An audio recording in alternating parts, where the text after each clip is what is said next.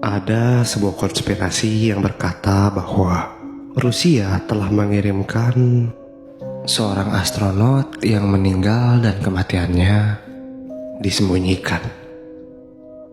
Pada zaman dulu, ada seorang penulis yang bernama Robert Heinlein. Dia berkata bahwa pada satu waktu, dia melakukan perjalanan ke Rusia.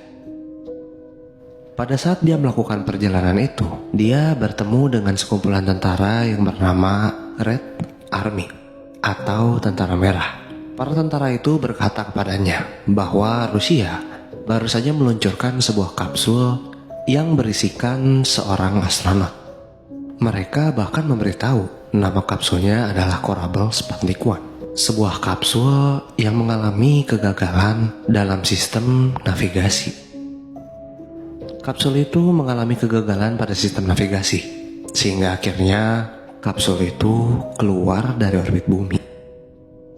Karena kapsul itu keluar dari orbit bumi, akhirnya pengembalian dari kapsul itu pun dianggap mustahil. Tapi pihak Rusia mengaku pada publik bahwa di dalam kapsul itu tidak ada manusia di dalamnya. Pihak Rusia berkata bahwa itu hanyalah sebuah tes peluncuran.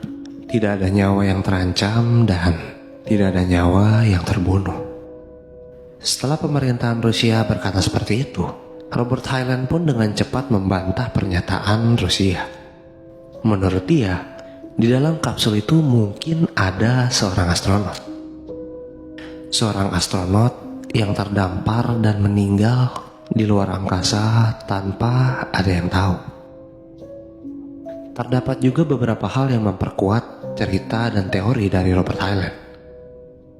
Di Italia terdapat dua orang saudara yang bernama Achilles dan Giovanni, sepasang saudara yang mengaku bahwa mereka mendapat sebuah transmisi radio. Kedua saudara ini berkata bahwa transmisi radio yang mereka terima berasal dari kapsul yang terdampar dari Rusia. Kejadian ini terjadi pada tahun 1957. Kedua saudara ini mengaku bahwa mereka selalu memantau misi peluncuran Rusia.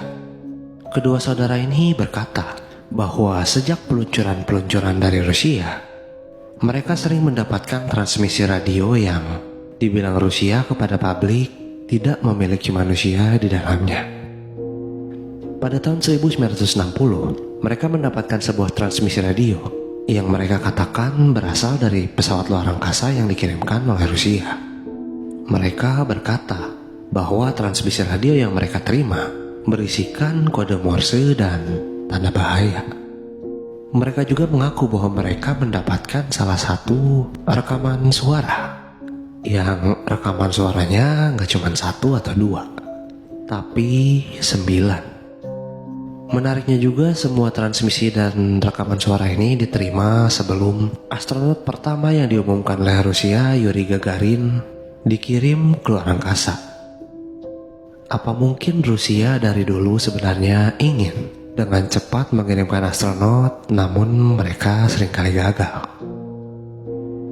Di salah satu rekaman suaranya, terdapat satu suara rekaman wanita yang terdengar panik, pesawatnya terbakar dan meminta pertolongan.